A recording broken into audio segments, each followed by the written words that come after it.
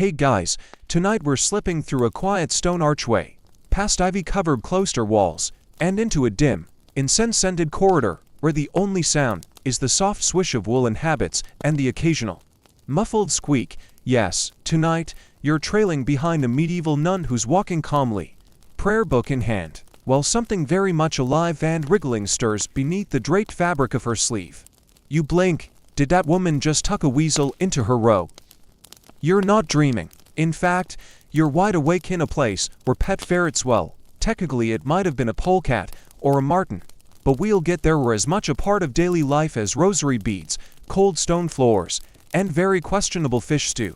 You probably wouldn't last a day in this monastery. The walls are damp. The bell rings at 3:45 a.m., and you're only allowed to talk during very specific hours, none of which involve discussing how to ferret-proof your sleeves, but the nuns here manage. In fact, some of them seem quietly amused by the whole arrangement, including Sister Gertrude, who is now gently patting her sleeve as if it contains a particularly shy baked potato. So, before you get comfortable, take a moment to like the video and subscribe, but only if you genuinely enjoy what I do here. And while we wait for the monastery bell to toll, drop your location and local time in the comments. It's always lovely to see where you're all tuning in from. Now, dim the lights, maybe turn on a fan for that soft background hum, and let's ease into tonight's journey together. You begin in the north of England, sometime in the late 13th century. It's cold, you've eaten 3 turnips all week, and your new woolen habit itches in all the wrong places. You shuffle along the cloister, nodding at fellow sisters, careful not to disturb the ferret currently nestled in your left sleeve like a hot, squirming sausage. To be fair, no one actually tells you to keep a pet, it just happens. One day you're sweeping the herb garden and a skinny little creature wriggles out of a thicket. You feed it leftover barley, it returns the next morning, and before long it's accompanying you to chapel like a silent, mildly judgmental roommate. Many monastic rules are strict, especially the rule of Saint Benedict, but none explicitly ban animals, unless they're being paraded around like a circus act. And let's be honest, this is less parade and more pocket smuggling. You tuck the creature into your sleeve not for attention, but for warmth. And also to keep it from stealing Father Alcuin's cheese again. Medieval nunneries are self-contained little worlds.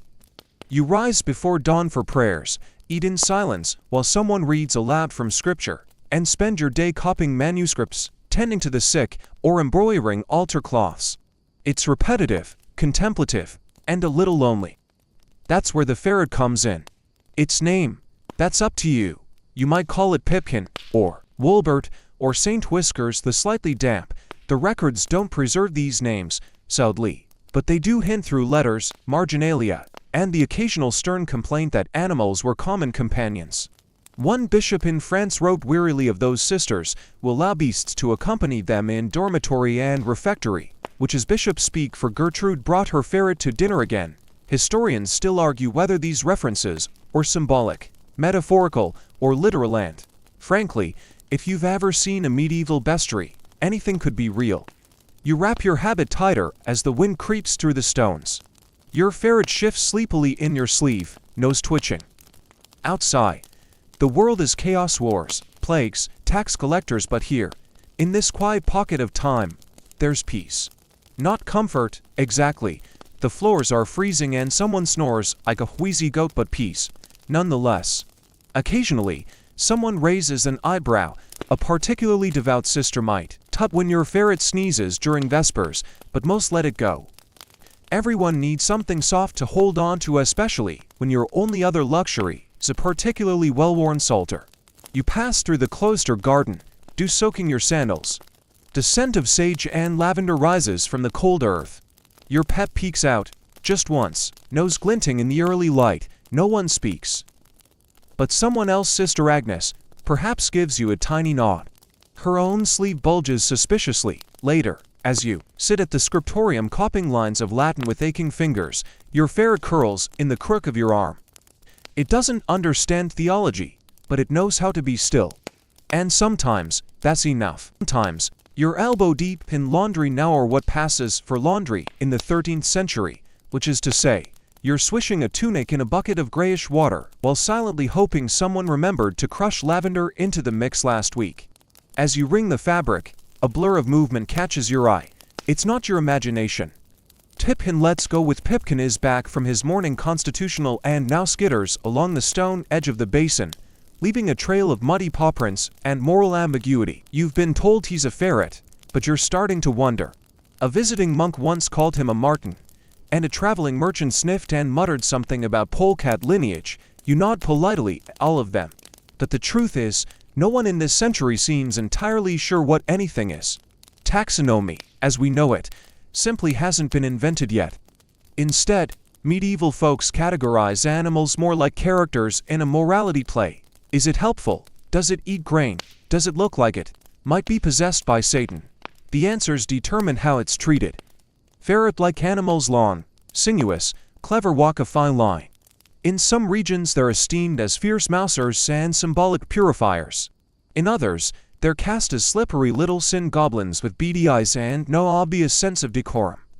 Historians still argue whether the word ferret in certain texts even meant what we think it did. In Latin, it's furro, from fur, meaning thief, that tracks. Pipkin has stolen a sock, a quill, and an entire communion wafer. He is the nunnery's most adorable criminal. As you carry wet linens to the line, you spot Sister Matilda, sleeves rolled up, face pink from scrubbing. Her own sleeve wriggles slightly. You both pretend not to notice. Truth is, all these creatures, whether ferrets, polecats, or very confused squirrels, were considered part of a larger medieval ecosystem, one where humans and animals shared space and spiritual meaning. Bestiaries, those lavishly illustrated animal encyclopedias monks loved to doodle in, depicted weasels and martens as both wise and wicked. One entry claims that a weasel conceives through the ear and gives birth through the mouth. You're not sure what to do with that, but Pipkin seems intrigued. Back inside, you sit on a wooden bench worn smooth by decades of weary posteriors. The wind whistles under the door, and you gather your habit clothes. Pipkin noses his way up your arm, finds the sleeves hem, and settles inside like he owns the place, which, let's be honest, he kind of does. He's been known to dart across the chapel floor during evening prayers. The first time, it caused an audible gasp and one drop soldier. Now, people barely glance. It's just Pipkin, doing whatever inscrutable thing Pipkin does. Perhaps he's blessing the floor. Perhaps he's looking for crumbs. The abbess once jokingly referred to him as our unofficial bell ringer, since he always seems to stir right before the hour tolls. You're not sure if she was being sarcastic. You're not sure anyone's ever not being sarcastic in this place. Later, during quiet time, which is most of the day, to be honest, you sit by the window, watching clouds gather over the hills. Pipkin rests on your lap, chest rising and falling in tiny, contented sighs. Outside, the garden waits, herd standing like tiny soldiers against the wind.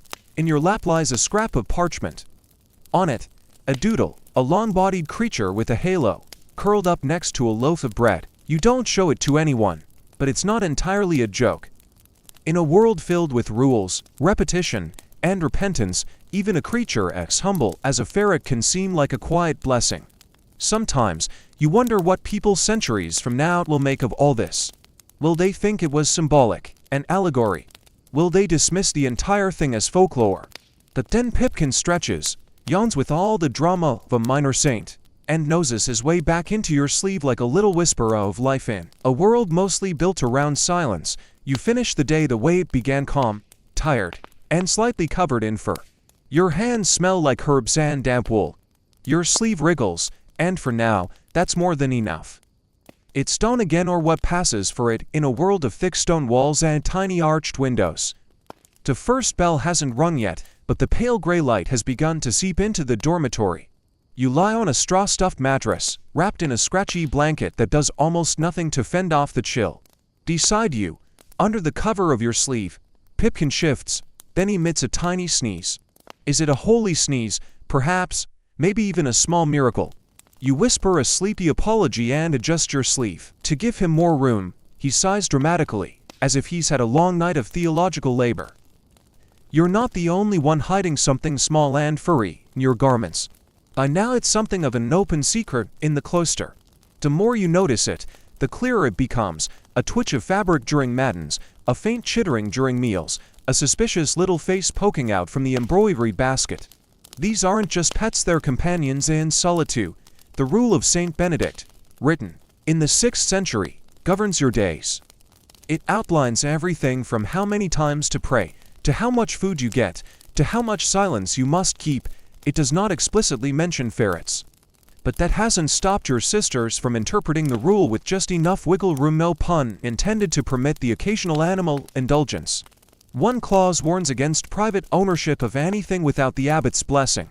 But does a ferret count as property, or is he more like an uninvited spiritual guest? Historians still argue whether nuns of the time viewed these creatures as tools, companions, or walking metaphors for temptation. The truth, as always, lies somewhere in the folds of the habit. There are no formal ferret liturgies, of course, though you're pretty sure Sister Beatrice hummed the Magnificat once while knitting her weasel, a tiny scarf. No one said anything. Ferrets have a knack for slipping through boundaries literal and spiritual. Like sin or grace, they appear when you least expect them. One moment you're focused on your Lectio Divina, and the next, Pipkin is playing tug-of-war with the ribbon in your prayer book. You try to stay focused, you fail. There are whispered stories always whispered about Sister Agnes, who was caught feeding her pet during a fast. She claimed it was an act of mercy.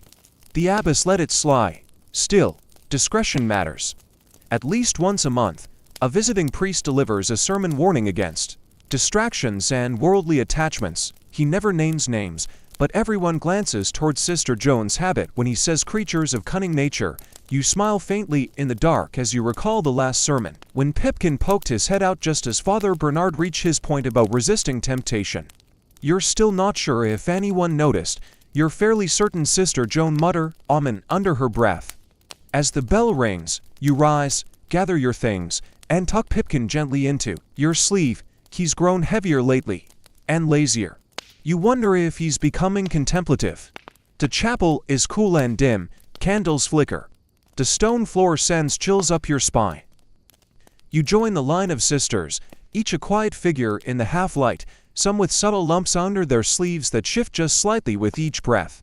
You try not to think about how absurd it all is. Monasticism, in many ways, is about training your soul to resist absurdity, hunger, sleep, the constant itch to talk, to laugh, to reach out, and yet here you all are, devoutly carrying on with your prayers, while little ferret snouts poke out like furry punctuation marks. The friar visiting last week remarked uncomfortably that women in cloisters often find alternative expressions of affection. You all pretended not to understand what he meant. The truth is simpler. Solitude doesn't come with an off switch. And in the long stretches between midnight prayers and bread-thick soup, having something worn and mischievous curled up beside you doesn't feel sinful, it feels human. Back in the workroom later, you stitch a border of ivy onto a new altar cloth. Pipkin peeks out now and then to investigate your thread. He's no help, really. But when he tugs on the floss and ruins a pattern, you find you don't mind much. Some days, you wonder whether your life will ever be remembered. Your name, your thoughts, your very face might vanish into obscurity, but maybe, just maybe, some record of your little friend will survive. A doodle in the margin, a letter from a bishop, a faint paw print in the dust of the cloister floor. And if not, that's fine too. For now, he's here, you're here. And the world, cold and quiet as it may be, is just warm enough for the both of you. It's mid-morning now, and the sunlight has pushed its way through the tall arched windows, illuminating the cloister in dappled amber. You're sweeping the corridor with a bundle of bundled twigs called a besom, because nothing in the Middle Ages can have a normal name when Pipkin decides it's time for an adventure. With the confidence of a beast who has napped through 3 prayer services and a sermon, he nosedives from your sleeve and skitters across the corridor like a living question mark. You freeze, not because anyone will scold you well, not badly, but because these moments are delicate, like trying to catch a sneezing candle. He zips behind a tapestry, pokes his head out beside the scriptorium door, and disappears under Sister Winifred's bench. She does not react. Either she didn't notice or she's developed the deep spiritual art of pretending not to see things. Eventually, you coax him back with a piece of stale bread and a few murmured promises you're not sure you can keep, like I'll let you chase the laundry rope later and I won't let Sister Joan put that tiny woolen hat on you again. Pipkin returns to his rightful place curled inside your sleeve like a mildly judging sleep pastry, and you resume sweeping. You begin to notice things now that you didn't when you first arrived at the Abbey. The scent of lavender tucked in the window cracks to keep bugs out. The way the shadows shift along the walls as the sun rises and sets with the rhythm of prayers, and the little scratches and grooves in the floor, paw prints, maybe, or evidence of centuries of quiet rebellion. In this cloister, animals are more common than one might expect. Cats, of course, are frequent residents. They're encouraged, even, since they deal with mice and bring an aura of aloof monastic dignity. Birds sometimes find their way in, tiny sparrows nesting in the eaves, or swallows flitting through the garden. There are rumors, just rumors, of a nun in the south who trained a hedgehog to sniff out bad ink. Ferrets, however, remain in a class of their own. Half pet, half pest control, half mystery. Yes, that's three halves. Medieval logic allows for that sort of math. You think about this as you pass the refectory, where meals are taken in silence. Sister Elsbeth once snuck a bowl of cream to her pet during lunch and received a full week of extra dish duty for her trouble, but no one made her give the creature up. Mercy, after all, is a virtue. Historians still argue whether these animals were officially allowed or simply tolerated. Monastic rules varied from region to region. The rule of St. Clare, for instance, was stricter than others, especially on personal comforts. Yet even Clare of Assisi herself was said to have had a fondness for animals. It's hard to legislate against quiet affection. Back in your cell, you're supposed to be doing spiritual reading. You are.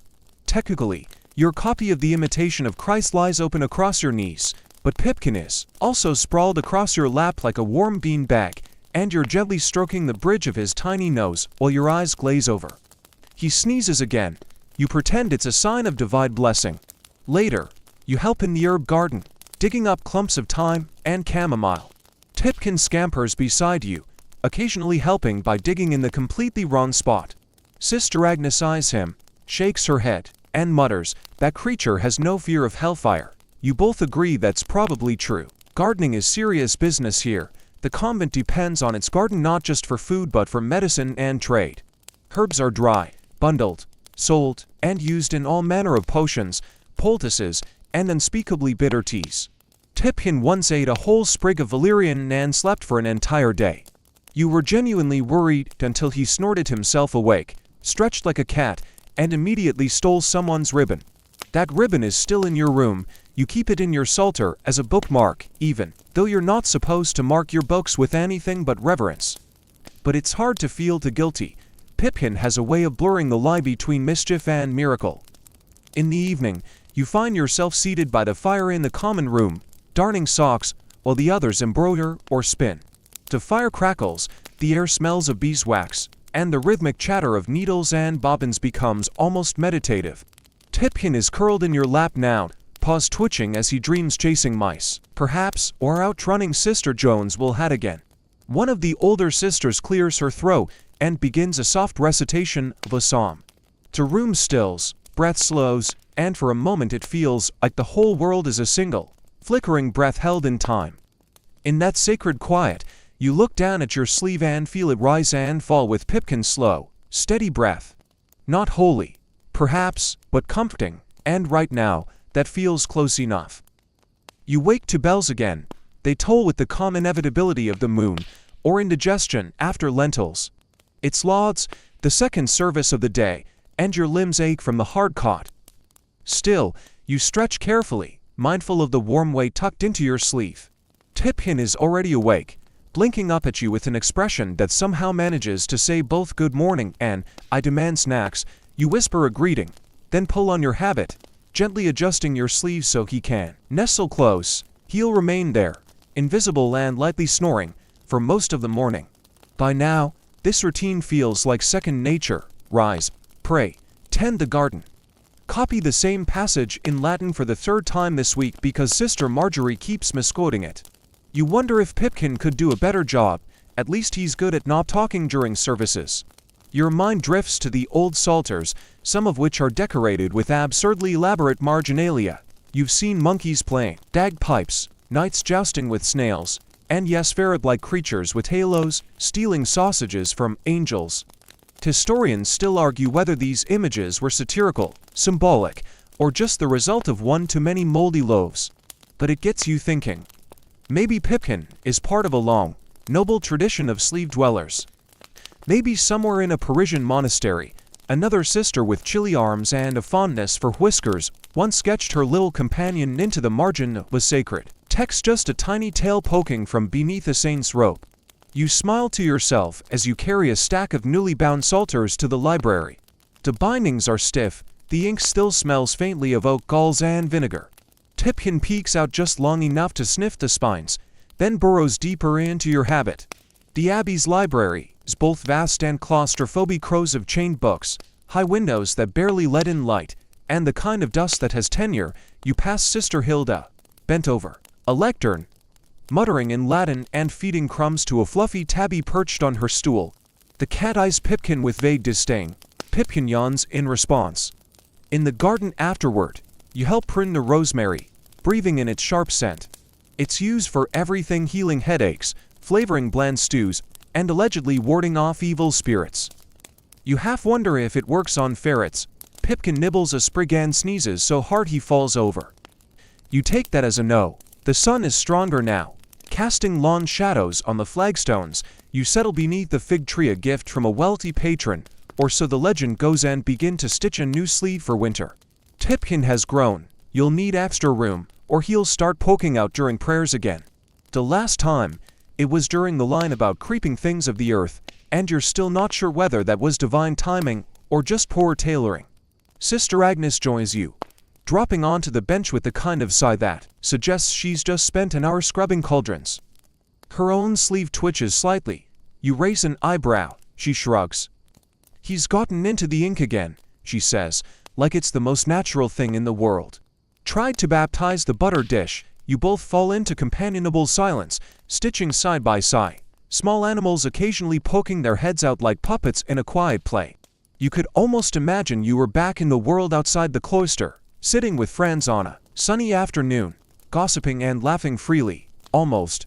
But out there, you wouldn't have the silence, or the figs, or Pipkin, with his ridiculous little nose. As the sun begins to dip, the bell rings for none, and you rise slowly, Pipkin curling tighter in your sleeve like a plush relic. You pass through the cloister walk, where shadows stretch like prayer ropes across the stone. The air smells of lavender and iron.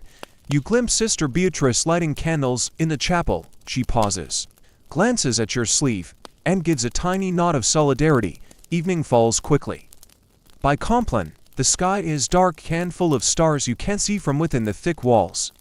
The fire crackles low in the common room, and the sisters take their places, some spinning wool, others mending sandals, one quietly playing a harp with fingers like feathers. You sit near the hearth, Pipkin still and warm. The flickering light makes his fur shimmer like old velvet. He opens one eye, gives a tiny snort, and dozes again. No one speaks, but the room feels full of unspoken stories, of shared weariness, of tiny beasts that somehow make the silence more bearable. Somewhere outside, an owl hoots. Inside, Pipkin sighs, and you feel his breath like a tiny furnace against your arm. And you think, not for the first time, that this life, though quiet and strange and full of strange rules, has a kind of wild comfort that sneaks in through the cracks like sunlight, or mischief, or a ferret curled in your sleeve. You're sitting in the embroidery room now, threading gold silk through linen that's seen better decades. Your task is to complete a new altar cloth by next week's feast day, which would be easier if Pipkin hadn't decided that the embroidery basket was his personal fortress of solitude. Every so often, he pops his head out like a judgmental turnip and glares at anyone who dares to reach for more thread. You gently shoo him back into your sleeve, whispering promises of dried apple slivers if he behaves. He does not. Instead, he attempts to steal your thimble again. The other sisters pretend not to notice the ensuing wrestling match happening at your elbow, though you catch a few smothered smiles. Sister Margaret coughs pointedly, but that's just her personality. You return to your stitches, moving carefully, rhythmically, gold on white, leaf by tiny leaf. It's meditative work, tedious, yes, but in a way that clears the mind. And it's in these long, quiet hours that your thoughts wander into strange corners. Today, They land on the odd fact that in some texts, the weasel was considered a symbol of the Virgin Mary, something about purity. Other times, it was the opposite, linked with sin, deceit, female temptation. Typical medieval duality: one minute you're a holy emblem, the next you're a demonic omen. Historians still argue whether the association with women was based on observation, superstition, or just very bad animal PR. Still, you find yourself amused that Pipkin, who once stole an entire gingerbread from Sister Joan's drawer, might be unknowingly embodying the divine. He climbs out of the basket and settles back into your lap with a tired little flop. It's a long day for him too, poor thing. So many corridors to patrol, so many unauthorized naps to take. You think about how deeply animals are woven into the fabric of medieval thought, not just weasels and ferrets, but lions in bestiaries, doves in scriptures, serpents in temptations. They appear in dreams, in visions, in saints' lives. They're not background creatures, they're players in the moral universe, messengers, mirrors. Take Saint Melangle of Wales, who was said to have sheltered a terrified hare beneath her cloak while a hunter lived on. That hare was later seen as sacred, protected by divine will. You imagine what she'd say about Pipkin? Probably nothing. Just offer him a warm sleeve and let him decide the rest. And then there's Saint Bridget, said to have tamed wild dogs and cows with her vows. Sister Agnes claims she once tamed a squirrel with an oat cake, but no one has verified this. Pipkin, for his part, cannot be tamed by anything short of a miracle. He shifts, disturbed by the sound of Sister Hilda dropping her spindle. The whirring clatter echoes through the room like a small thunderclap. Pipkin leaps, vanishes into your habit, and reemerges like a startled loaf. Sister Hilda murmurs an apology. You all return to your work, the room settling into its usual quiet murmur of fabric, breath, and the occasional tiny squeak. As dusk falls, the embroidery room glows golden with firelight. You watch the shadows dance across the stone floor and think about the many nuns who came before you, generations of women with their own small rebellions, their own hidden joys. Did they keep pets too? Were there quiet conspiracies of kindness beneath the layers of devotion? Probably. People are still people, no matter how many vows they take. Your needle slows. You finish the last stitch of the ivy border and hold the cloth up to admire your work. The pattern is neat, simple, and slightly uneven where Pipkin decided to chew the thread mid-leaf. It's perfect. You pack up for the night, brushing bits of fluff from your skirts. Pipkin stretches, yawns so hard you're sure you hear a tiny click in his jaw, then climbs up to your shoulder and flops across the back of your neck like a warm scarf with opinions. The walk to the dormitory is slow. The corridors are dark now, lit by flickering rushlights. Your footsteps echo softly, joined by the faint sound of someone whispering a prayer, and the distant rustle of robes. You climb into bed, the straw rustling beneath you. Pipkin turns in a circle twice, always twice, and then curls up under your chin with a sigh. And in that moment, with the fire low, the air cold, and the scent of rosemary lingering on your sleeves, you feel it again. That odd comfort, that warm tether to the world, wrapped not in theology or liturgy, but in soft fur and steady breath. It's not sacrilege, it's sanctuary. The chapel is unusually still this morning. The candles sputter slightly in the draught, casting tiny halos on the stone floor. And you sit on your bench with Pipkin nestled quietly beneath your scapular, his tiny paws folded as if he, too, is meditating. Not that he stays silent for long. Just as the lector reaches the passage about beasts giving praise, Pipkin emits the smallest, most indignant squeak in unmistakable protest, as if the reading has skipped over his favorite psalm. A few heads tilt, but no one turns. You've all mastered the art of pretending not to hear the forbiddance. It's practically a monastic virtue at this point. Later, as you walk through the cloister garden, you consider how strange it is that an animal like Pipkin, small, sneaky, comically elongated, could carry such symbolic weight. In medieval allegory, creatures weren't just animals. They were arguments, examples, even warnings. The weasel, cousin to your Pipkin, often represented vigilance, purity, or occasionally the cunning of sin. Some texts said it never slept, making it a model for spiritual watchfulness. You've watched Pipkin fall off a windowsill mid-nap, so you have your doubts. Still, there's something in that symbolism that lingers. In your own life, Pipkin is a kind of tiny guardian. He knows your moods. He's the first to stir when you cry in silence after vigils. He snuffles your cheek and then settles back down, as if to say, "You may proceed." And perhaps that's what makes these secret companions so beloved in cloistered life. When you can't speak, touch, or confide freely, a creature that doesn't need words becomes a lifeline, a bit of mischief, a bit of mercy. You help Sister Margaret collect herds for salves. Your apron smells of yarrow and sage. Pipkin peers out once to sneeze, then vanishes again, offended by the peppermint. As you walk, you remember the story of a 14th century abbess in Italy who kept a marten in her private quarters and wrote long reflections comparing its patience during winter to the patience required of the soul in dry spiritual seasons. Historians still argue whether she meant it literally or metaphorically. But the entries are filled with tenderness. She noted how the animal would curl at her feet during fasting, as if sharing in the sacrifice. You pause beneath the fig tree. It's still too early for fruit, but the leaves tremble gently in the breeze. Pipkin climbs out of your sleeve and perches on your shoulder, sniffing the wind like an overly dramatic weather vane. From the bench near the wall, Sister Agnes watches with a faint smirk. "He thinks he's a falcon," she says softly, and you both laugh just once, then quickly suppress it. Later in the refectory, a bowl of millet porridge sits before you. It's thick, gray, and doing its best impression of sadness. Pipkin eyes it from your lap and decides starvation is preferable. You can't blame him. Still, you slip him a crumb of brown bread beneath the table. Fingers brushing fur, he accepts it with the air of one doing you a favor. You've noticed how your posture has changed over time, more careful, always protecting your left side, where he usually rests. You hold your arms looser when you write, and your movements have become quieter. It's like you've grown a second awareness, one eye for your prayers, one ear for the twitch of a tiny nose. By now, no one bothers pretending anymore. Sister Beatrice has embroidered a tiny cushion and keeps it beneath her desk. Sister Hilda muttered an apology last week when her pet knocked over an inkwell mid-copping. And yesterday, the abbess simply reached into her habit and pulled out a morsel of cheese for her own long-bodied companion. Perhaps that's what happens in cloisters. Strict rules birth stranger allowances. No visitors, fine. No feasting, understood. That perhaps a creature who warms your wrist and keeps your secrets is too small, too gentle to forbid. You return to the dormitory just as the sun slips below the horizon. The stone is still warm beneath your feet. Pipkin has fallen asleep again, his tail hanging from your sleeve like the world's least convincing bookmark. As you settle into your cot, wrapping yourself in the warm wool blanket, you let your fingers rest on the soft rise of his back.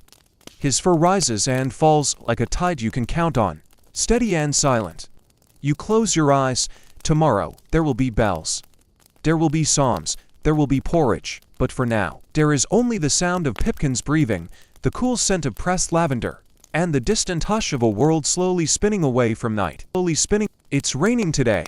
Not a storm, not a thunderous deluge, just that particular medieval drizzle that seems to seep through stone, habit, and soul alike.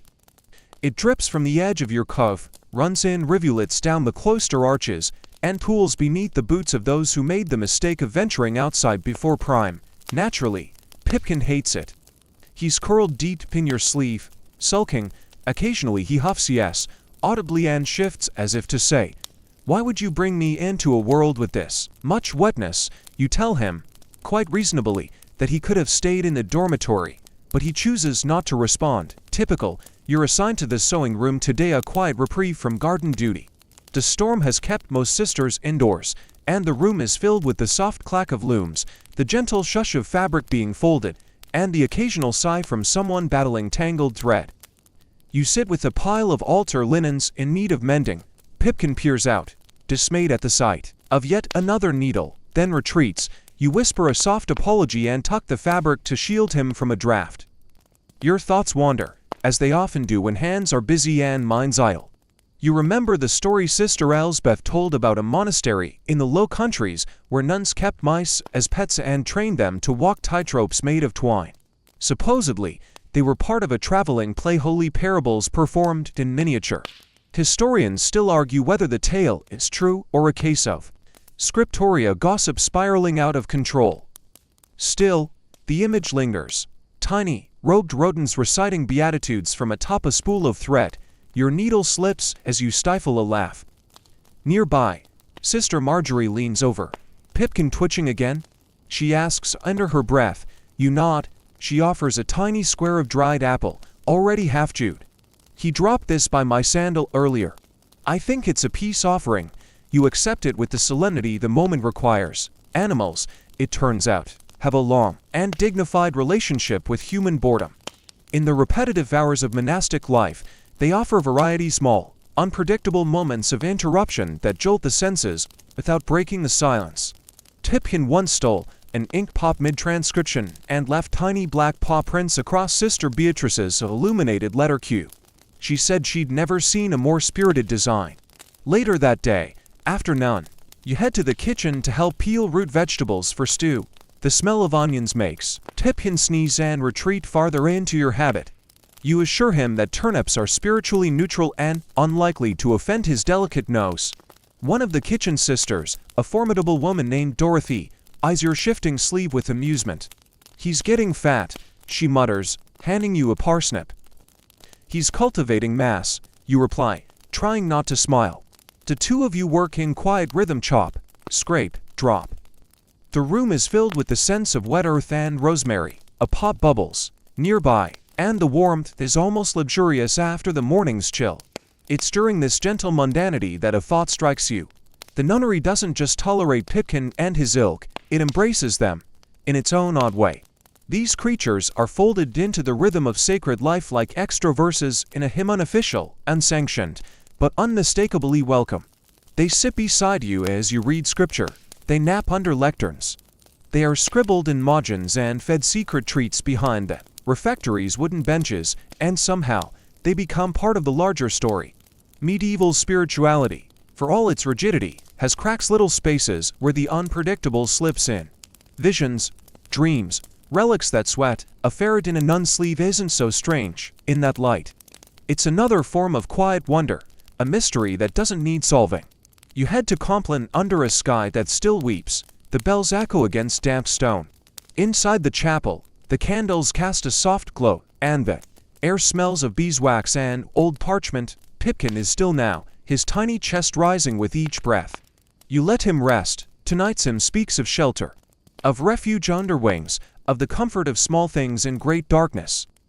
You don't need to be a theologian to understand that.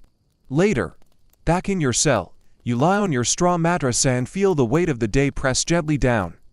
The drizzle has faded into mist, and the only sound is the soft drip of water from the windowsill.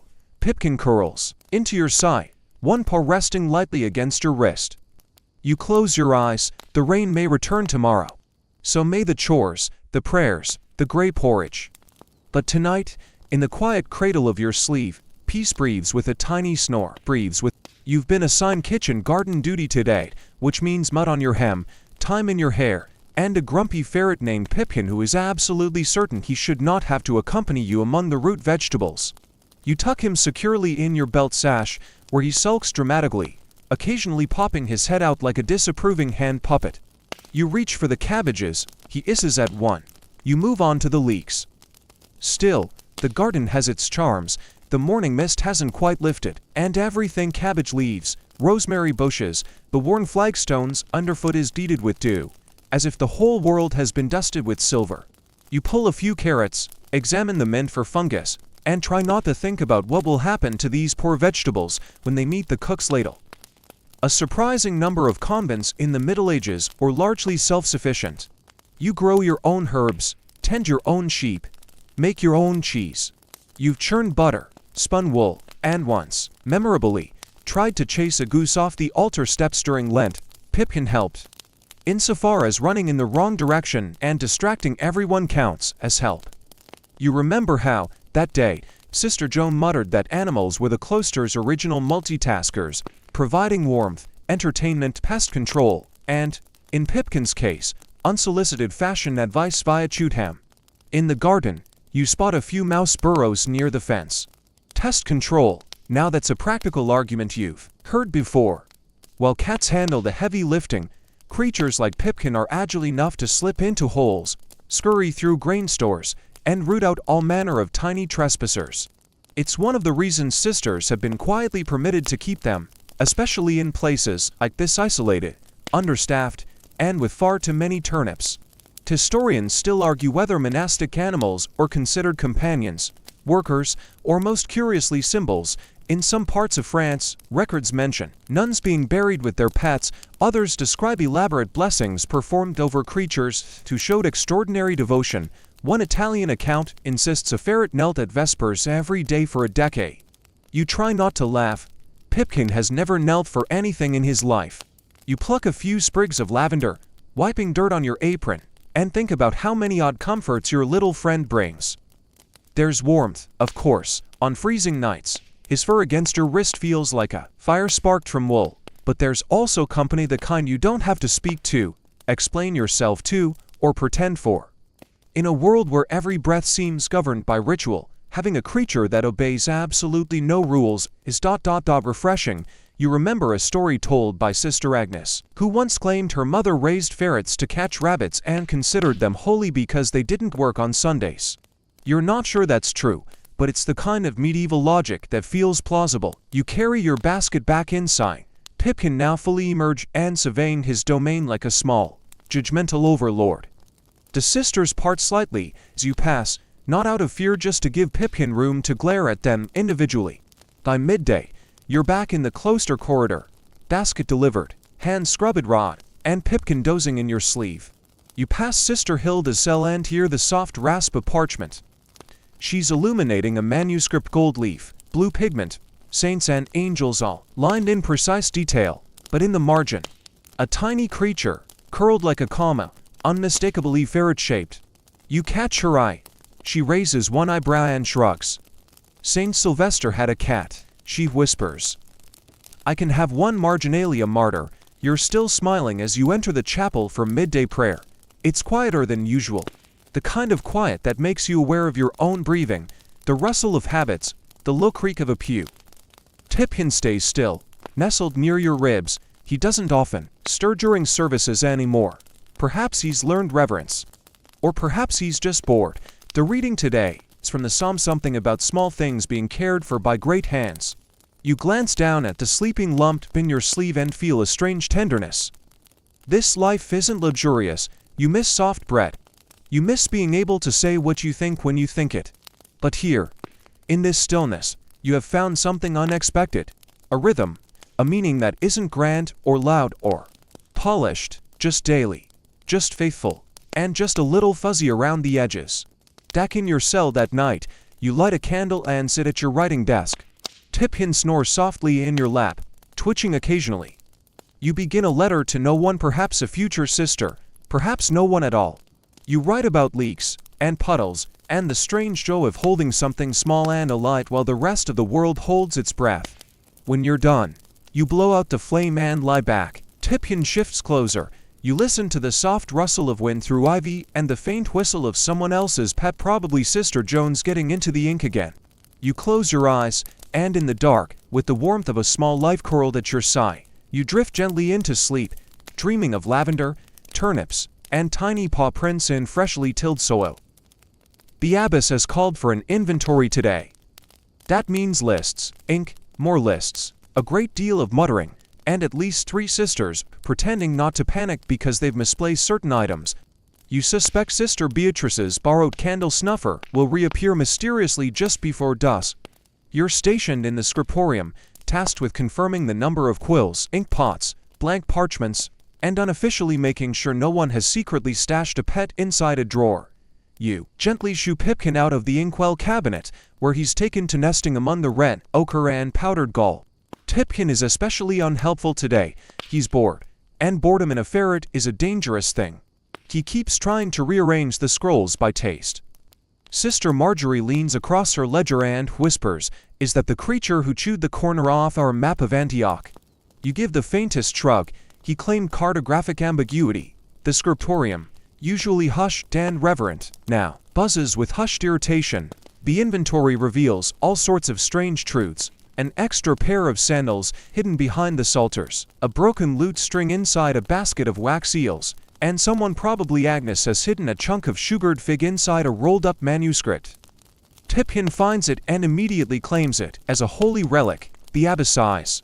But you notice, as she carefully records the number of scroll weights, that her own sleeve twitches once, just once. Historians still argue whether these small indulgences were signs of lax discipline or quiet resistance. Some claim that pets like Pipkin were tolerated as distractions from worldly temptation, better to be attached to a ferret than to long for the luxury of a noble court.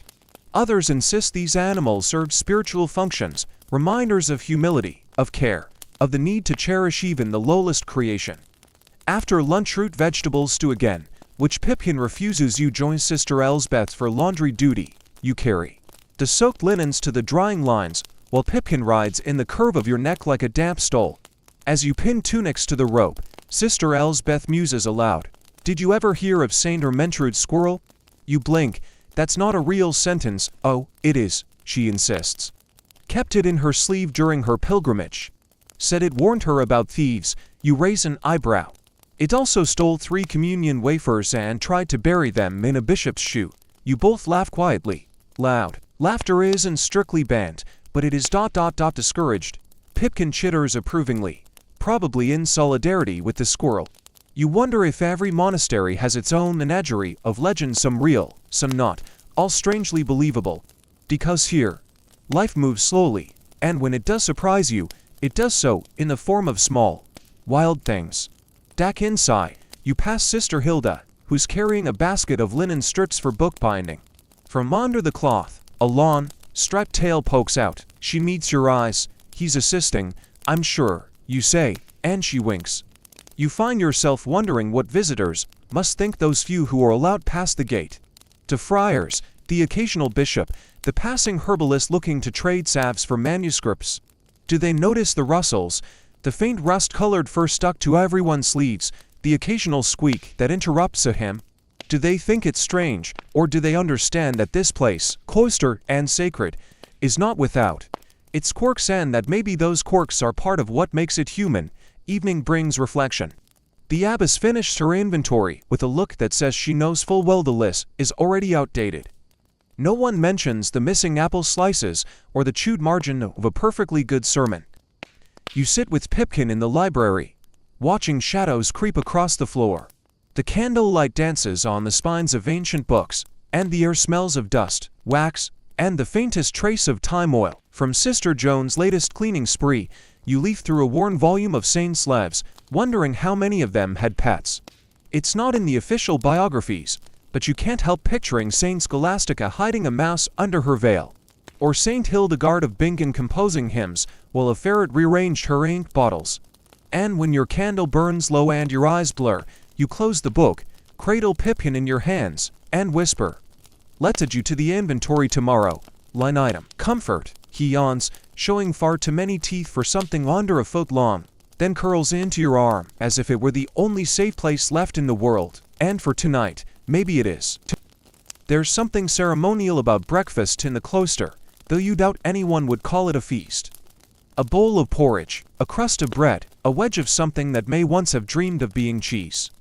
The sisters eat in silence, while one of you reads aloud from a dusty volume today, a treatise on the virtues of humility, which feels ironic given the way Sister Agnes is eyeing the last dried fig.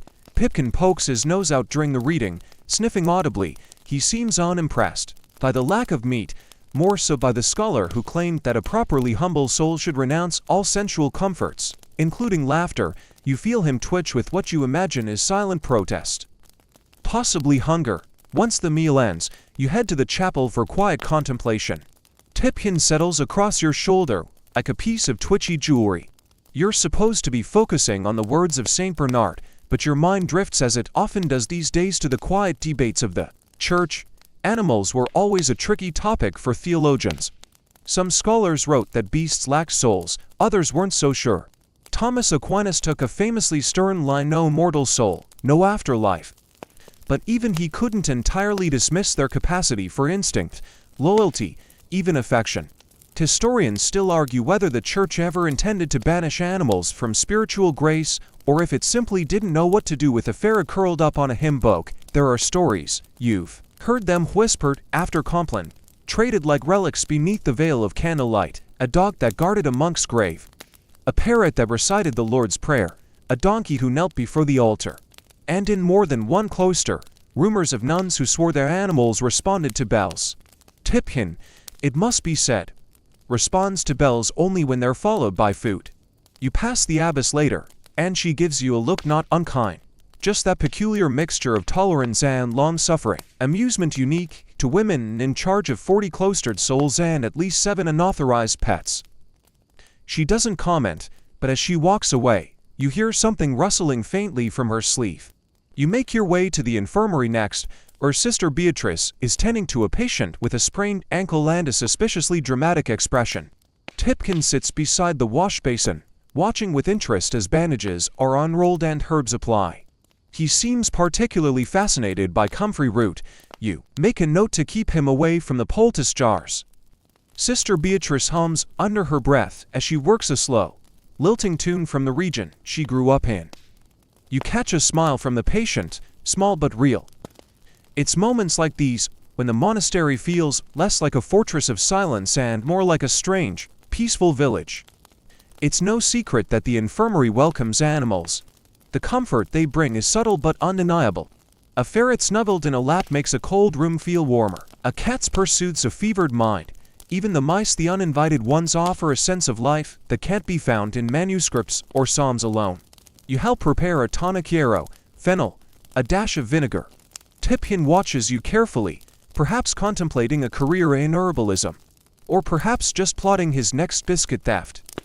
His eyes are always half wise, half hungry. The abbey, despite its silence, has its own language, glances, gestures, the sound of wine under doors, and the shuffle of slippers on stone, and, increasingly, the rustle of something alive inside sleeves. You pause by the chapel again before supper. The light slants in golden ribbons across the benches. Dust motes drift lazily, and everything feels suspended, quiet, reverent. You sit for a moment. Tipkin climbs to your lap and stretches luxuriously, as if claiming the sacred space for his own.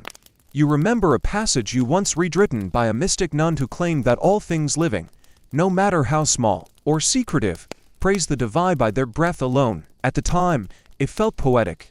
Now, it feels personal. Tipkin breathes, he twitches. He exists without artifice, and in that, maybe he honors something ancient and good. At supper, the porridge returns. Tipkin sighs. You pass him a sliver of dried apple beneath the table. He accepts it with great ceremony, as if rewarding you for your good behavior. Night falls again, and with it, the rustle of habits returning to cells, the extinguishing of candles, the whisper of one final prayer. You tuck yourself in. Tipkin curls into the crook of your arm. Outside, wind whistles through the slats of the dormitory shutters. And in the dark, as silence returns, you wonder not for the first time if this life is holier than you realize. Not because of the prayers, or the rules, or the Latin, but because in a place of such order, something so small and chaotic has been allowed to stay, loved, even. This morning, you're woken not by the bell, but by the unmistakable sensation of Tipkin attempting to scale your forehead. His claws are gentle, he's polite like that, but the message is clear. He's hungry, and he doesn't care how many psalms you muttered in your sleep. You coax him back into your sleeve with a fragment of crust tucked under your pillow.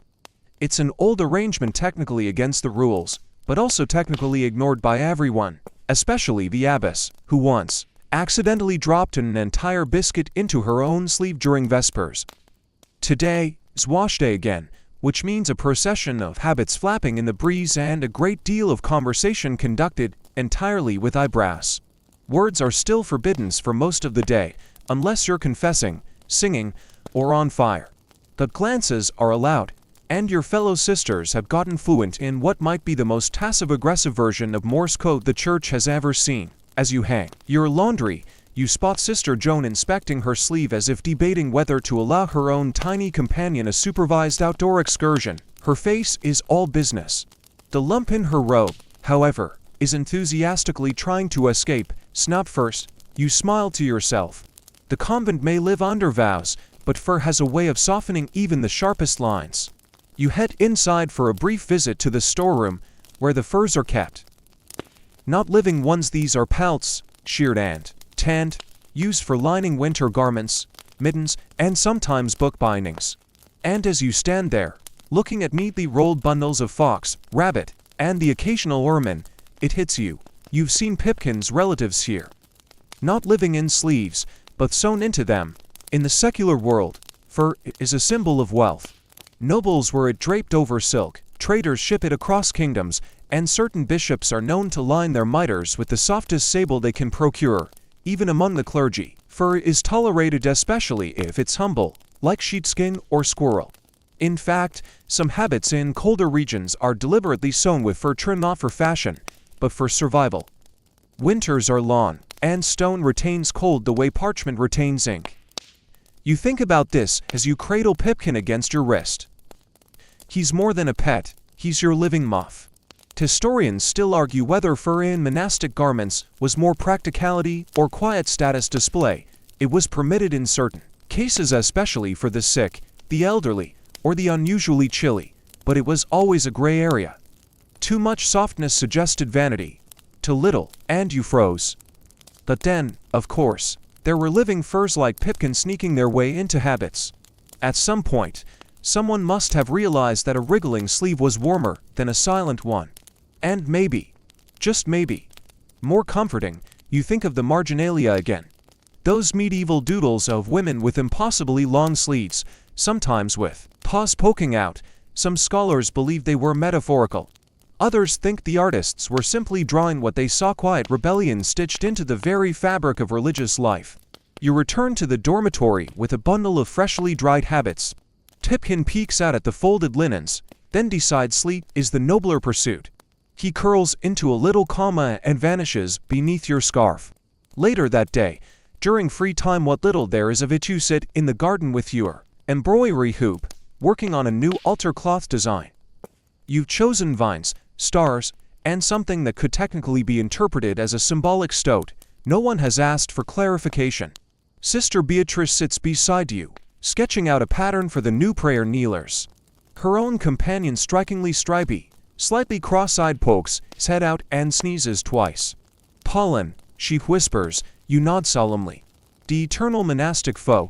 For a while, you work in silence. Birds chirp lazily in the ivy.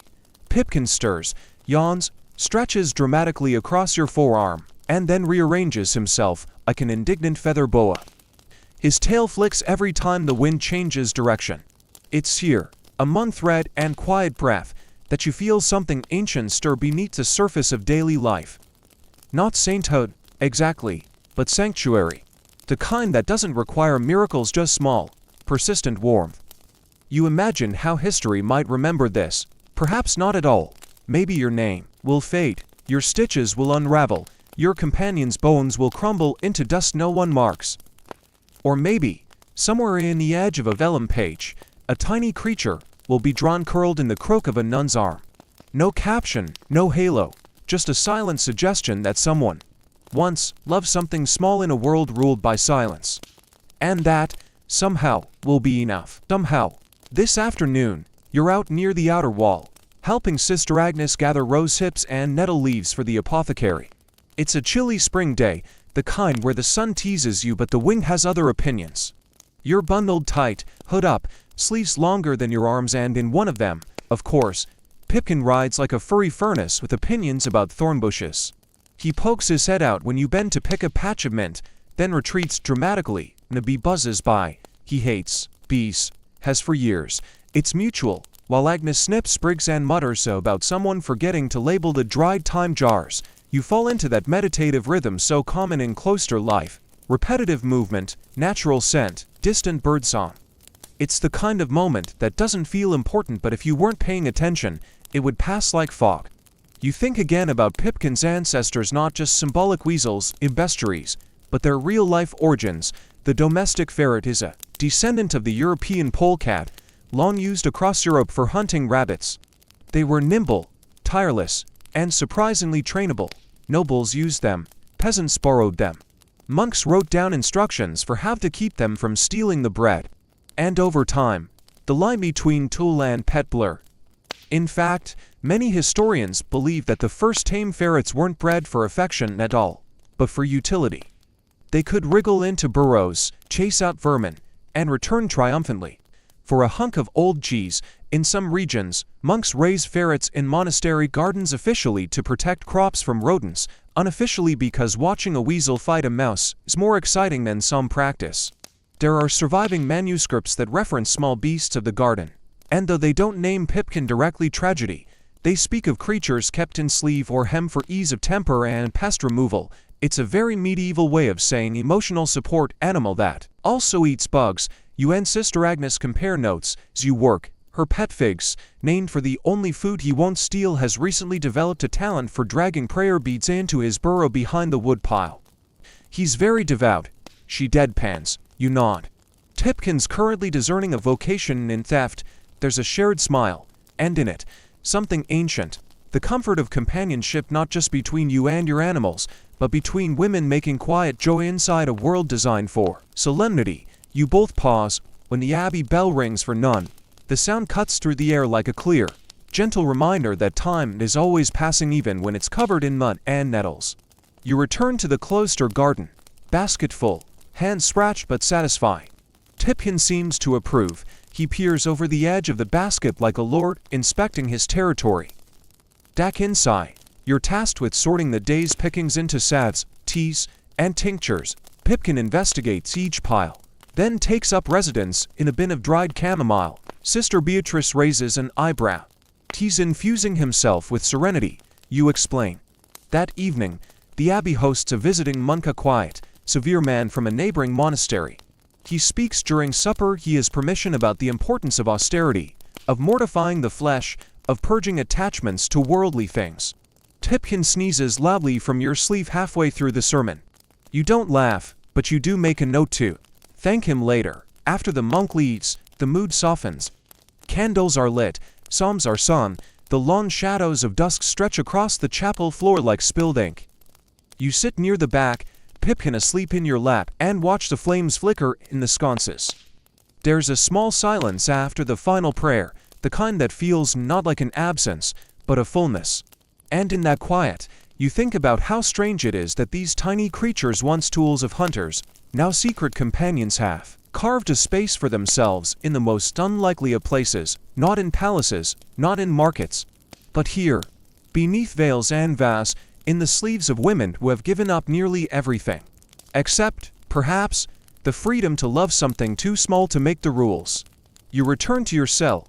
Pipkin curls into a ball in your shawl. You run your fingers over the embroidery on your sleeve of vine with tiny paws hidden in the leaves. You light your candle, write a few lines in your journal, and wonder how future generations will understand this place, this life, this creature now drooling faintly on your forearm. Perhaps they won't. Perhaps they'll call it myth. But you will know.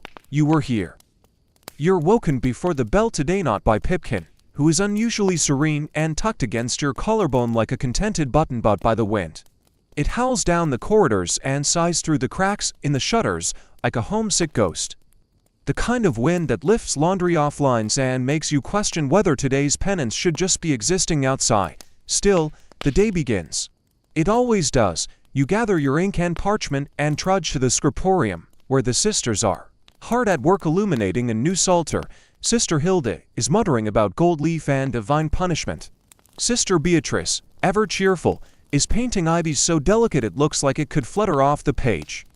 You sit with your own page of cramped Latin, scratching your way through verse after verse with Pipkin nestled beside the inkpot, tail curled neatly around a feather quill. He's behaving unusually well. No stolen pigments, no paw prints. You glance at him suspiciously, then return to your work. As your hand moves across the page, your thoughts wander toward the secret culture of names within these walls. Not the holy names that echo through chapel readings, but the nicknames and whispered endearments we use for our companions. Pipkin is, of course, not his official name. Technically, he is the creature, sometimes the little wriggler, once, by the abbess, that unrepentant sock thief, but names carry meaning. They're quiet declarations of attachment in a place where overt affection is rare.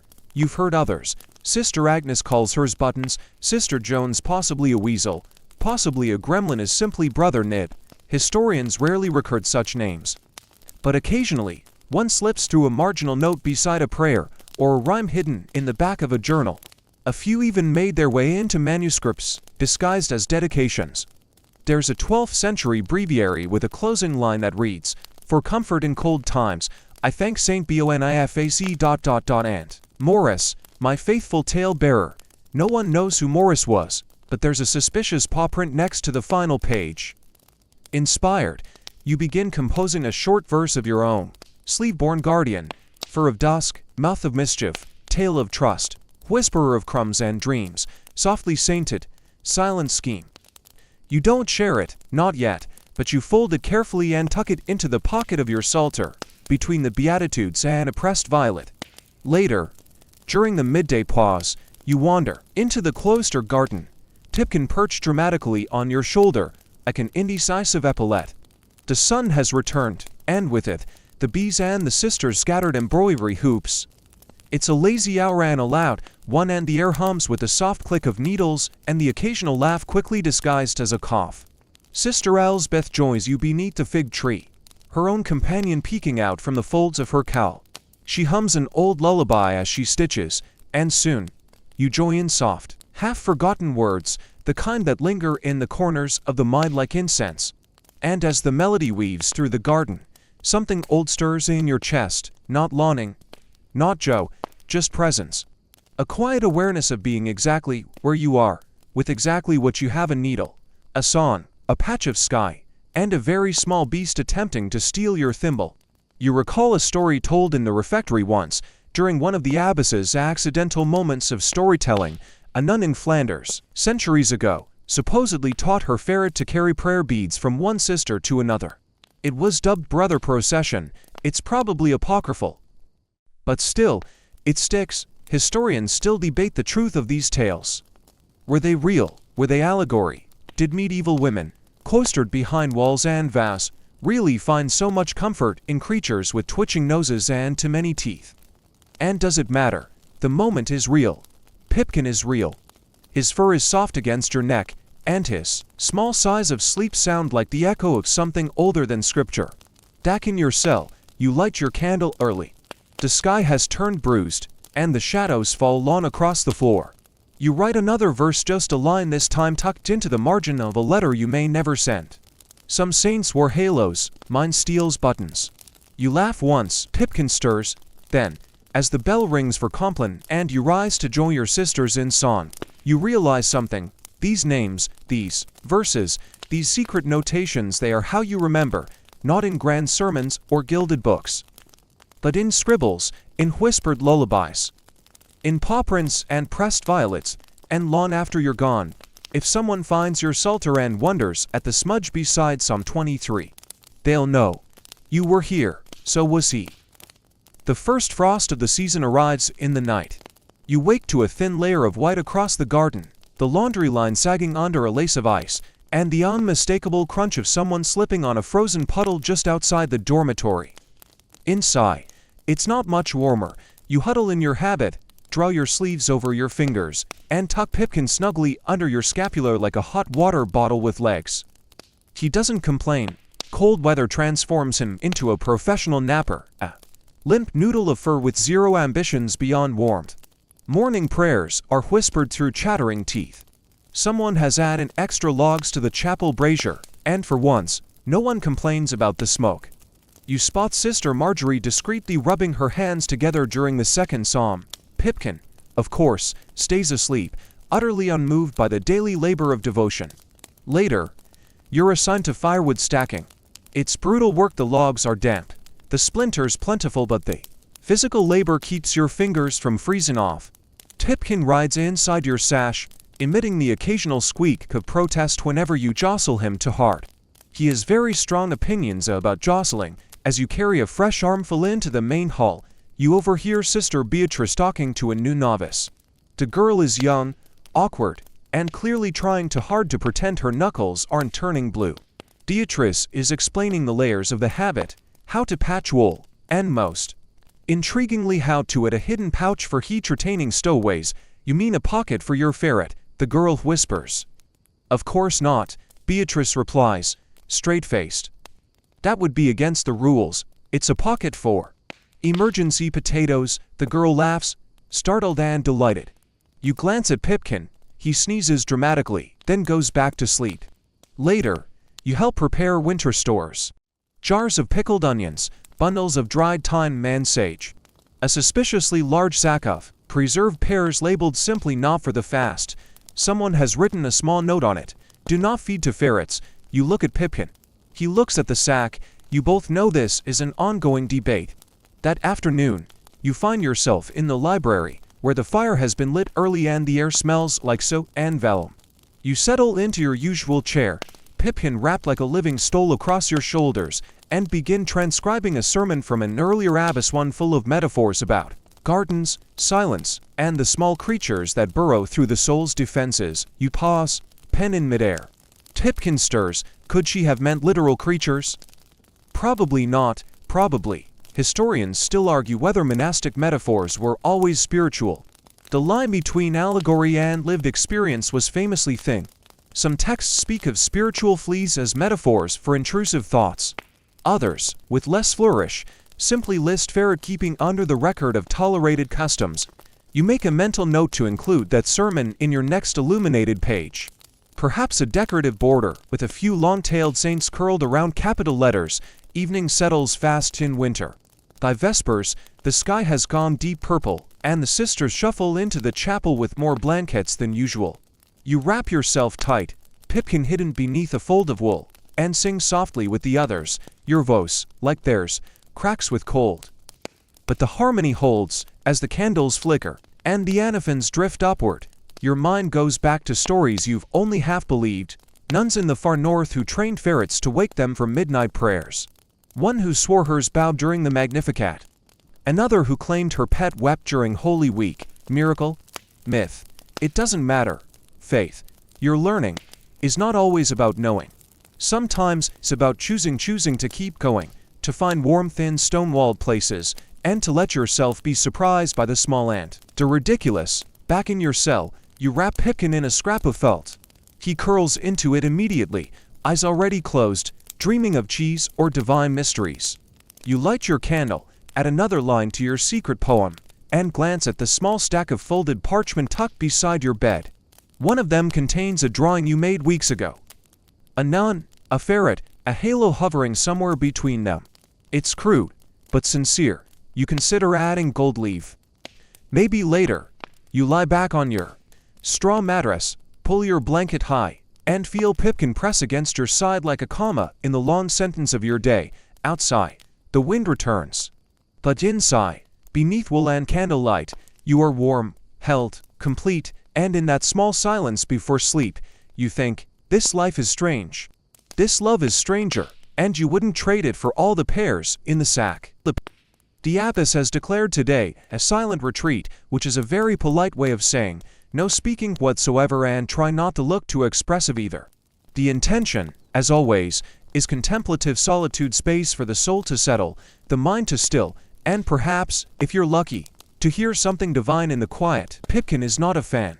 He lasts about 6 minutes into breakfast before letting out a yawn so long and squeaky it startles Sister Joan into spilling her barley tea. You pretend nothing happened. Everyone pretends nothing happened. Sister Joan stares straight ahead like a soldier enduring battlefield conditions. Pipkin, pleased with himself, resumes napping on your lap. Today's schedule is loose. Prayer, of course, remains a constant, but without the usual murmur of coordination or discussion. You find it oddly freeing, like walking barefoot or reading with the wine as background music. There's less performance, no smiles to manage. Just silence, broken only by rustling wool, flickering flames, and the occasional unrepentant ferret sneeze. You take your embroidery to the cloister walk, where sunlight pools on the stone like warm honey.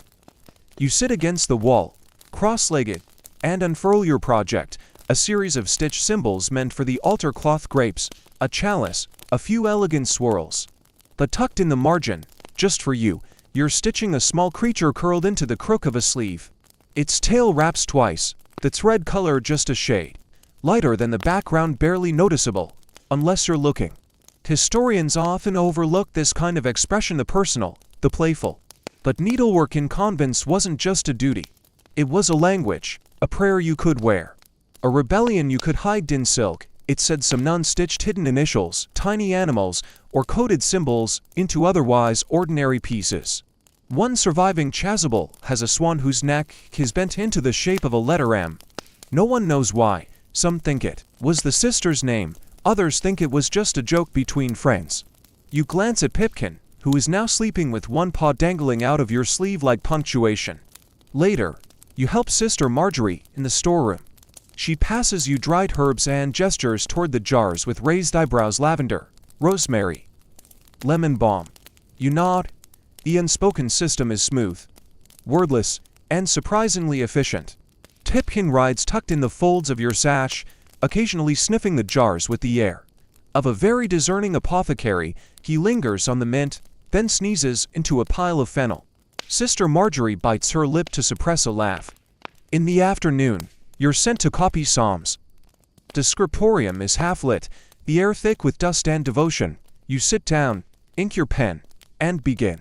The silence magnifies every sound: quills scratching, pages turning, a single dropped bookweight that echoes like thunder.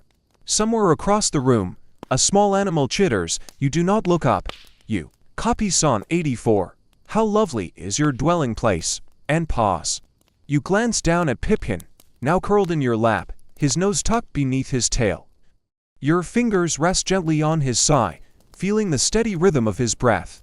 And you think perhaps this, too, is a dwelling place, not just the cloister, but this tiny, living warmth that anchors you to the moment. This strange, sacred companionship that persists even when everything is stripped away: speech, comfort, certainty. Historians still argue whether these creatures were distractions from holy life, but what if they were part of it? What if holiness can look like fur in your tea, or claw marks on a prayer scroll, or the weight of a living body reminding you to be here now? You close your eyes for a moment. The room continues around you. Tens scratch, dust floats, someone sighs. When you wake, because yes, you do drift for just a moment, the candle beside you has burned lower, and Pipkin is gone. You panic briefly.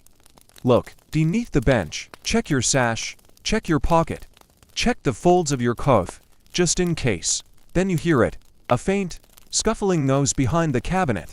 You rise, slowly, and there he is, half buried in a drawer of scrap vellum, chewing on what appears to be a decorative capital R. You scoop him up. He chirps once, then settles back into your arms. Mission accomplished. You return to your seat, resume copying. And beside your last verse, you add one more line, not in Latin, but in the common tongue. He is with me, in the silence, and in the small scurrying sounds beyond it. You don't sign it, you just write, and listen. Just write. The frost has thickened overnight, everything crackles underfoot. Even the ivy on the garden wall seems to shiver. You wake with your nose cold and your sleeves pulled high, and Pipkin, ever the opportunist, has relocated from your shoulder to the warm crook behind your knees. He's stretched out like a string bean, and you hate to move him. But the bell tolls, and duty is never optional in a place like this. You whisper a groggy apology, scoop him up gently, and tuck him back into your sleeve. He blinks, yawns wide enough to show his tiny fangs, and resigns himself to the inconvenience of divine schedule. This morning, your assignment is in the guest hollow, rarely used room reserved for visiting clergy, noble patrons, and the occasional lost pilgrim. It smells of beeswax polish and slight resentment. You sweep, dust, and restock the rushes on the floor. Pipkin rides along in your sash, watching the process like a furry quality control inspector. At some point, you pause to examine the tapestries lining the walls. They're old, some older than the cloister itself, faded depictions of saints, miracles, and in one corner, a harvest scene featuring an unusually long-tailed animal hiding in a sheaf of wheat. You squint, Pipkin squints, you both silently agree. It's him. That afternoon, you're invited, assigned to help in the archive, where Sister Hilda has unearthed several boxes of unindexed correspondence. It's a mess of parchment curls, ribbon-bound letters, and fragments of personal histories. Most are dull. Records of trades, notes about barley yields, polite inquiries about whether Brother Thomas ever returned the borrowed butter churn. But occasionally, there's something strange, personal, human. One letter catches your eye. It's from a nun in a distant convent, dated nearly 100 years before. It reads, Sister Marie sends word from St. Lien's and asks again about the creature. Is it true they let it sleep in the sleeves? She swears hers. Listens during matins. I think it bites for penance. You grin. You fold it carefully, smooth the edges, and tuck it aside. A treasure. Historians still argue whether such letters or exaggerations, inside jokes, or honest glimpses into convent life. Most monastic records are meticulously formal chronicles of dates, donations, rituals. But the personal letters, when you find them, reveals something else, something warmer. A quiet rebellion of the heart tucked between lines of Latin. Backing your cell, you start your own letter, not to anyone in particular, perhaps to a future sister who might find it one day, buried under generations of folded habits and candle wax. You write about the frost, the embroidery, the sound Pipkin makes when dreaming, the way your room smells faintly of time and old parchment. You end it simply. He is warm. I am grateful. That is all. Outside, the light fades into a sort of silvery blue. You head to the chapel for vespers, fingers still ink-stained. Pipkin poking his head out just long enough to sniff the incense before deciding it isn't worth the effort. The chants rise, fall, rise again. And somewhere in the music, you hear the shape of something you can't quite name, something soft and round and real. Something that has nothing to do with theology and everything to do with presence. After prayers, you return to your embroidery, picking up the altar cloth you've been working on for weeks. The pattern is nearly complete. Grapes, stars, a stylized chalice, but in the corner, half concealed beneath a flourish of vines, you begin a new shape. Long-bodied, small-headed, tail curled like a question mark. A ferret, not named, not labeled, just there. You stitch slowly, quietly. Pipkin snores in your lap, dreaming his inscrutable dreams. You hum a hymn beneath your breath, and in the flickering candlelight, it all feels holy. There's a certain weight in the air today, the kind that settles over the cloister like a quilt made of dust, old thoughts, and the long breath between seasons. You wake slower than usual. So does Pipkin. For once, he doesn't even try to demand breakfast. He simply turns once, then burrows deeper beneath your sleeve, making a noise that sounds suspiciously like a sigh. The bell still rings, the prayers still flow. But the day feels older. Somehow, you've been assigned to clean out the attic. It's not a glamorous task, just you, a broom with more splinters than bristles, and a winding staircase so steep you question whether it qualifies as penance. Pipkin rides the journey curled in the front of your habit, his tail tickling your ribs. At the top, the attic is everything you'd expect, dusty, dim, and filled with the smell of wax, cedar, and the faint echo of mice long since evicted. Old hymnals, baskets of mended veils, a cracked chalice no one had the heart to throw away. You open a chest by the window and find layers of things once important: letters, bundled in faded ribbons, broken spectacles, and at the bottom, tucked under a folded chasuble, a child's drawing in charcoal. A nun, arms wide, with something small curled inside her sleeve. There's no name, no date, just a moment. Capture. The face on the nun is smiling. The ferret's tail is exaggerated, looping like a musical clef. You show it to Pipkin. He sniffs it, and interested, you fold it gently and place it on the windowsill. As you dust the shelves, your hand brushes something odd, a carved wooden statue no taller than your palm. A figure of a woman in monastic robes, with a ferret curled around her neck like a stole. You turn it over, no inscription, no explanation. Just soft, warm wood, shaped by someone who clearly knew the subject. Historians still argue whether pieces like this were devotional, whimsical, or merely personal. Art in convents was rarely signed, and even more rarely explained. Some scholars dismiss such items as folk spirituality. But here, in this attic full of silence and sunbeams, it feels like truth. You tuck the statue in your satchel, not to keep, just to borrow. Back downstairs, the sisters are gathered for mid-afternoon readings. Sister Elsbeth is reciting an excerpt from a little-known 11th century mystic, who once wrote, "The spirit speaks in silence, yes, but also in the scrape of a paw against a shutter, the sudden warmth at one side, the shared breath of beasts who do not speak but know." Pipkin stretches in your lap as if on cue. You resist the urge to nudge him and whisper, "That was about you." After prayers, you join Sister Hilda in the garden. The frost has lifted for a moment, and the soil is soft enough for pruning. You kneel in the earth, hands cold but steady, Pipkin curled around your waist like a misplaced belt. Tilda is quiet today. She hums as she works an old melody that feels older than both of you combined. After a while, she says softly, "Did you ever wonder what people will think when they find our things?" You blink. She gestures toward your embroidery hoop, where a stitched creature nestles in ivy leaves. "They'll think we were lonely," you say. She nods, "or loved." You don't respond. You just reach down and offer Pipkin a crushed violet petal. He accepts it, begrudgingly. As dusk arrives, the cloister settles into its familiar hush. Shadows lengthen across the corridors, and the sky turns the color of old parchment. You light a candle in the chapel, not for anyone in particular, just for the softness of the day. Back in your cell, you place the small statue on your table. Pipkin investigates it with solemn sniffs, then curls beside it as if to bless it by proximity. You write one line in your journal, "Not all relics are dead things." And then, as the wind taps gently at the shutters and the cloister exhales another ancient sigh, you lie back on your straw mattress, pull your blanket high, and feel Pipkin press close heartbeat to heartbeat.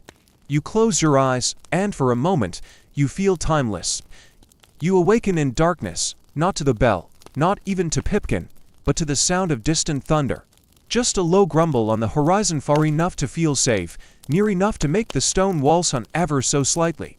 Pipkin stirs beneath your arm, ears twitching, but doesn't rise. He knows this sound. He's decided it's not his problem. You lie still for a moment, listening. There's a strange beauty in being awake while everyone else sleeps. The cloister, usually so full of subtle noise, footsteps, coughs, pages turning, feels suspended.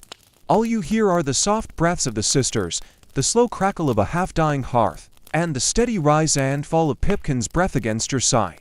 When the bell does finally toll, it echoes through the cloister like an old memory. You rise, dress, tuck Pipkin gently into your sleeve, and move toward the chapel with the rest of the sisters, some half awake, others wrapped in shawls like ghosts still waiting for their bodies to catch up. Today, you're meant to help Sister Agnes polish the candlesticks and the wooden benches. She's already begun by the time you arrive, sleeves rolled, habit streaked with wax. She looks up, nods toward Pipkin, and grunts, "Your assistant is late." Pipkin responds by immediately knocking a cloth into the candle bucket. You spend the next hour in companionable labor, the scent of old beeswax thick in the air. Pipkin eventually settles on a windowsill, sunning himself like royalty. Outside, the sky is shifting, storm clouds breaking into streaks of light. The kind of weather that makes the cloister courtyard shimmer, as if someone brushed the stone with a wet finger. After chores, the abbess gives a rare assignment, a dramatic reading in the chapter house. Not scripture today, but a devotional play, a passion scene written by a nun generations ago. You've read it before. The dialogue is stilted, the moral clear as crystal, but the final act includes a character simply labeled the creature, who appears wordlessly and brings a cup to a weeping monk. Historians still argue about that one. You're given the role of narrator. Your voice is quiet but steady, and as you read, Pipkin naps in the crook of your arm, a tiny soft weight anchoring you. You feel every eye on you, not for the words, but for the silent, slow-moving creature snoring gently against your ribs. By the final scene, half the sisters are smiling, and no one is pretending it's just about the play anymore. That evening, you're asked to show the novices how to care for parchment. It's a delicate art, scraping, smoothing, avoiding moisture, and always storing with lavender to keep out insects. You demonstrate carefully, Pipkin perched on your shoulder like a furry scroll weight. One of the girls raises her hand aloud during lessons and whispers, "Did sisters really always keep animals with them?" You pause, considering. "Not always," you say, "but often enough to leave traces," and it's true. Over the years, you've learned to spot the signs, uneven nib marks on manuscript edges, faint claw prints in wax seals, marginalia with tails to long to be purely decorative. These aren't just accidents, they're echoes. And when you walk the older halls, those not used for decades, you sometimes swear you can hear tiny footsteps that don't quite match the rhythm of human ones. The ghosts of pets, perhaps, or the memory of them, stitched into the stones. Back in your cell, you gather your parchment, brush off Pipkin's stray hairs, and begin to write again, not for the abbess, Not for any chronicle. Just for yourself. Today the storm passed. Today he watched a play. Today, someone asked if he was real. He sneezed on a novice. I said yes. You sign it with a small doodle, a ferret curled into the letter O. You don't know if anyone will ever read it. You don't mind.